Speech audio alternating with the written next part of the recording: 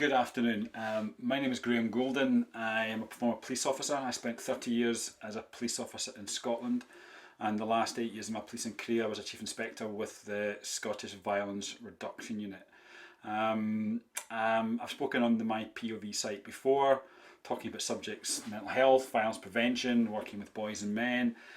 And today I'm going to talk about a subject that is connected to all of these and lots of other issues that we see in our society, not just in Scotland but around the UK. And today's focus is really how we need to have a radical change in thinking around our approach to drugs. This war on drugs that's been going on for many decades now, and that I was very much part of, and I'll talk about that shortly, as a police officer, has never worked. It will never work, and actually will lead to more problems in society.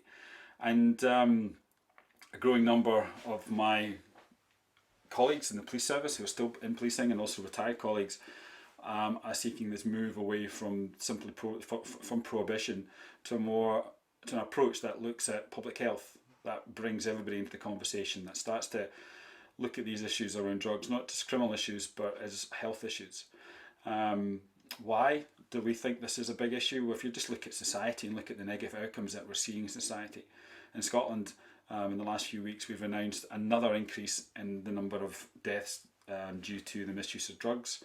It's a year-on-year increase. We need a different approach, one that may scare people, and removing prohibition is something that can be quite scary for people, but it's something that I think we need to be talking about more and more in our society, and start to look at not just, I think it was 1,264 people died in the last year through the misuse of drugs. And we're all guilty of just looking at these statistics as numbers, but behind these statistics are people. There are mothers, fathers, there are brothers, sisters, there are friends, there are work colleagues, people we care about. And I want all of us to start thinking about the people behind these statistics. What's my experience? As a police officer, from day one I was involved in exercising my powers under the Misuse of Drugs Act. I think it's relevant that 2021, the MDA, the Misuse of Drugs Act, is 50 years old. The Misuse of Drugs Act 1971 was the tool to combat the issue of drugs in society. It's a hammer, and in my view it's a hammer, and when your only tool in the toolbox is the hammer, then every problem is the nail. Dealing with drugs issues as a police officer was like shooting fish in a barrel. I grew up in my trade in the police service, working on the streets of Leith in Edinburgh. Many of you have seen the train spotting film, the first train spotting film, the real train spotting film. That's what my daily life was like as a beat officer in Leith. Drugs were absolutely everywhere, and I was never short of an opportunity to make use of my using my powers under section 23 of the Misuse of Drugs Act. I was quite often the cop in the first floor window at Woolworths in the Newkirk Gate, and this was the days before you needed inspectors and superintendents' permission for surveillance. I was conducting drug surveillance operations from the first floor above Woolworths, successfully removing dealers from the street, and never really thinking that when one dealer left, another dealer came on board. The money was the prize for these individuals. There was never shortage of people who were willing to fill the shoes of people that I arrested. And it's something that I not so much now with COVID. We're all stuck in our houses just now, but I can bet your dollar that if I was up the streets of Edinburgh just now, shopping, socialising, I would see many ghosts from my past. And what I mean there is young men, predominantly young men, and it is worth noting that 7 out of 10 of the drug deaths in Scotland involved men. I would often see, and I'd still see, men from my days in the police service, and these were young men, boys in many cases, homeless in the streets of Edinburgh, clearly with addiction issues. And I remember quite a few months ago now, driving away from a conference, having spoken about trauma in Leith again in Edinburgh, and seeing a young man called John. John looked about 15 years older than me, but as in fact, John was younger than me. I remember John when he was 16 years old. I used to hound John He was a criminal. He broke into cars, into houses. I knew that his dad had been a victim of murder. I knew that his mum was an alcoholic and couldn't care for John. And I knew that his granny was doing her best to look after John. I knew all these things. I also knew that John was abusing drugs, and I didn't really think about all these other issues that were going on in John's life that now really start to explain what was going on with John. And I looked at John, a ghost from my past, and I felt quite ashamed that I was part of, in many ways, John's demise. As an individual, he just didn't look a well person when I saw him those months ago. So this war against drugs, it's a narrative that's been peddled by governments, that tough on crime narrative, to make us feel safe. Please vote for us, we will make you feel safe. I don't think communities are safer at all now than they used to be.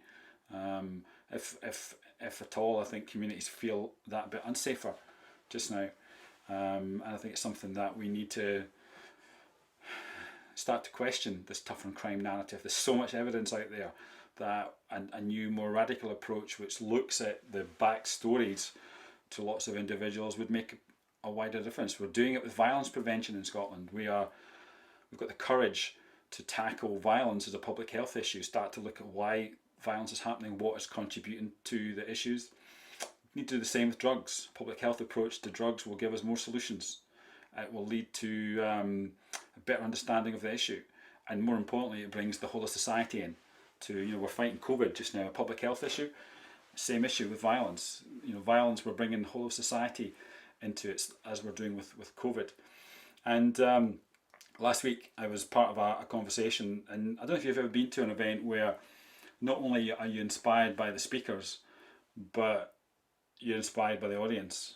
An event last week which some friends, colleagues of mine were speaking at, and they had a great message, real lived experience message about drugs, addictions, and what was needed to tackle these issues.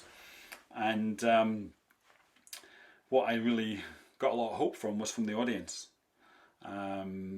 Some of the questions, some of the stances, the viewpoints, the attitudes, really, really positive. I left that event feeling hopeful that together we can make a difference. And I saw a real community in motion, and that's where prevention starts, don't you think? Prevention starts in a community, and I saw that on that online event last week. So I said I'm part of Leap Scotland, which launches this week, the Law Enforcement Action Partnership, bringing together serving retired police officers and other professionals to really question this so-called war on drugs and to introduce some new ideas. I think some ideas from me, moving away, as I say, from this criminal justice focus to a public health focus will bring us more solutions and will make the difference that I feel is needed.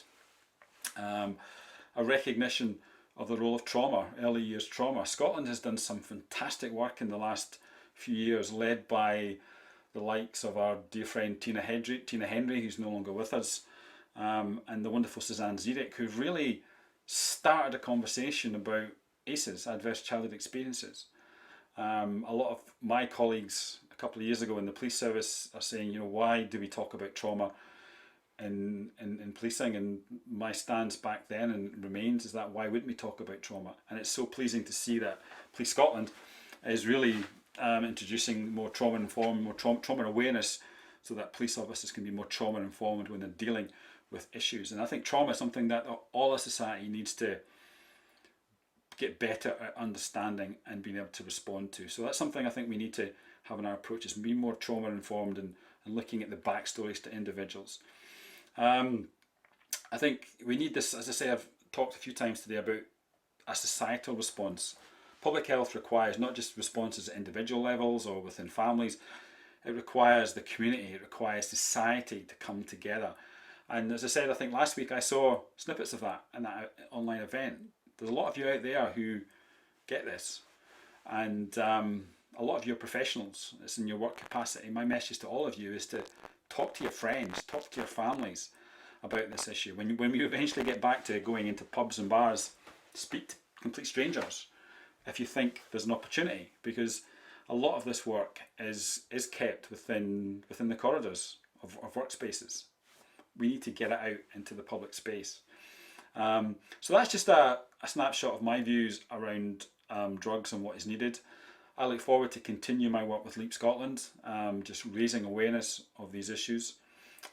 Please feel free to get in touch to talk more about these issues, and feel free to respond to some of the points that I've raised. If you don't agree with me, please get in touch. Let's have a conversation. Let's find that middle ground where we can move forward, because those over 1,200 people died in Scotland over the last few years. We continue to see an increase in our drug deaths year on year. And I think even with COVID, just now we're going to continue to see even more of that. My message is that the war on drugs doesn't work, will never work, and we need to be brave enough to question it. Question why we're still putting so much finance funding into that, whereas we should be putting more finance and funding into public health approaches where we seek to support people, not to penalise people. And let's just end that perfect storm with trauma and criminal justice. We stop people living fruitful lives. We